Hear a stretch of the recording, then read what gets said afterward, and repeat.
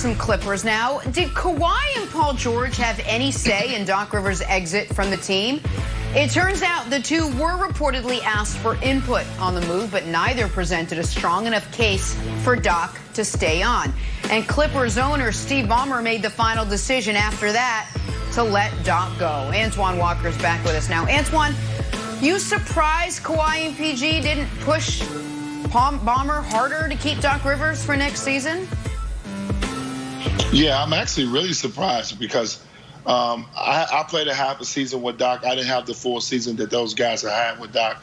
But knowing from Paul being one of my good friends, how he treats superstars, and obviously witnessed it myself, he's a great coach for superstars. He treats superstars really, really well.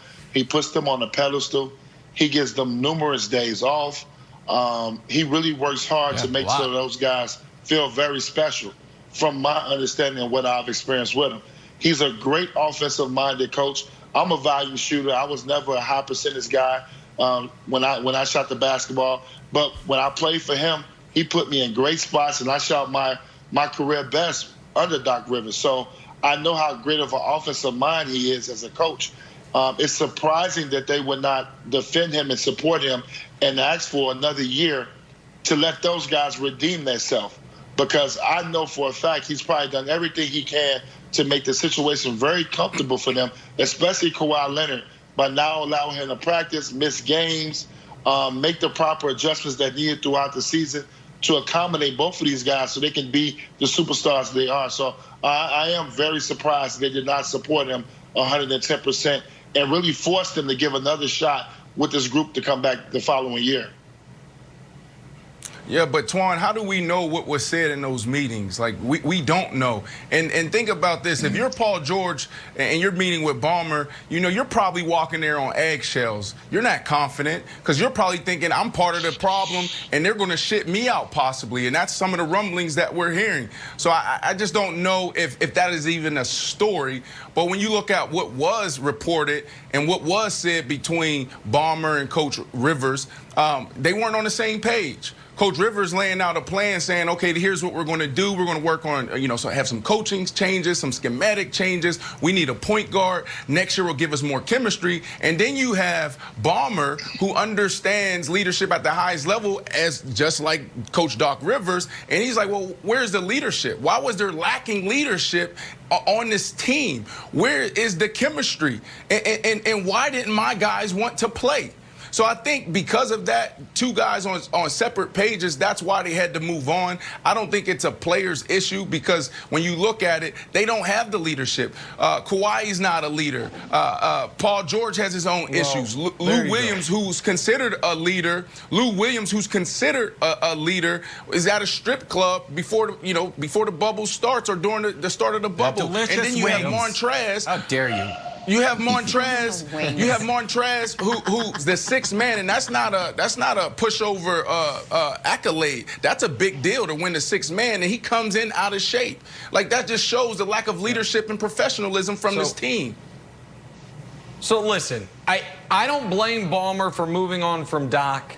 I think I think it is, Ryan Hollins brought up an interesting point yesterday that I think warrants some inspection, which was the timing about Ballmer was waiting to see what the Nuggets looked like against the Lakers. That if the Nuggets somehow ran roughshod over the Lakers, and it's like, oh, okay, like it's just the bubble, it's weird, we ran into this crazy hot team, Jokic and Murray are the next great, Shaq and Kobe, and you just...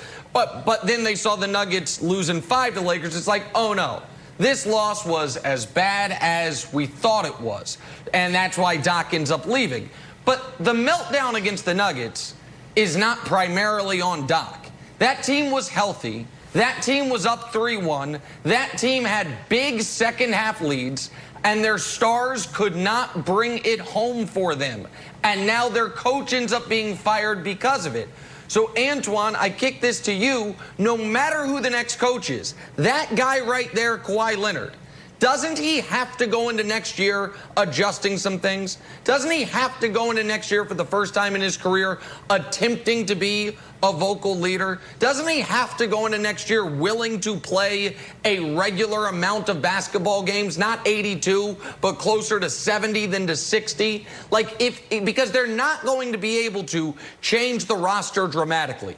In large part, this is going to be the team they have next year. So no matter who the coach is, Antoine, doesn't it start with whether or not Kawhi is going to make the requisite adjustments to redeem what happened in the final 3 games against Denver? Well, I do agree he has to play better, obviously, in closeout situations. He's done that a lot in his career where he's played well. But I think his leadership skills do have to get better off the court. And I always talked about this, and I've said this numerous times in the show, LeBron James, that's where he separates himself at. He gets guys to buy in. Whatever unique tricks he uses, whatever he does, whether it's going to dinners, whether it's inviting guys to his house, Kawhi Leonard has to step outside his shell if he wants to be a champion for the Clippers. If he wants to take this team to the next level. Well, I don't know if he is going to do it. He left Toronto, a situation where he could have stayed in the role that he was in and been a great player, and they could have been out the Eastern Conference for the next 2-3 years. That's how good they were with Kawhi and the way the Eastern Conference set up.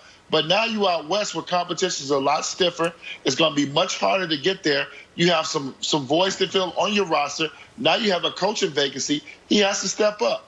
And if he wants to be a champion and if he wants to win, we'll see what type of player Kawhi is. But you got to understand, everybody's built differently. Kawhi may not have 3-4 championships in him. We may believe that as a skill set, we may say, oh, he can win 3 or 4 championships. LeBron is different. LeBron is chasing the greatest. LeBron wants to be in the conversation with the Michael Jordans, the Magic Johnsons, the Bill Russells.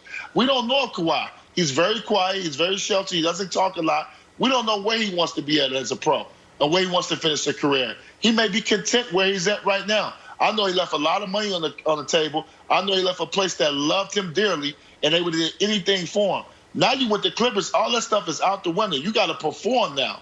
Now you just got a very good coach fired. Now a new coach has to come in. It's a lot of responsibility on his head. Now the cover's off Kawhi right now. He has to step up now as a leader on and off the court to get this organization to the next level. And we'll see if he wants that. But he may not want it. That question still remains, and we'll see that over the next couple months. But, Antoine, I think you made an interesting point about LeBron and LeBron's vocal leadership.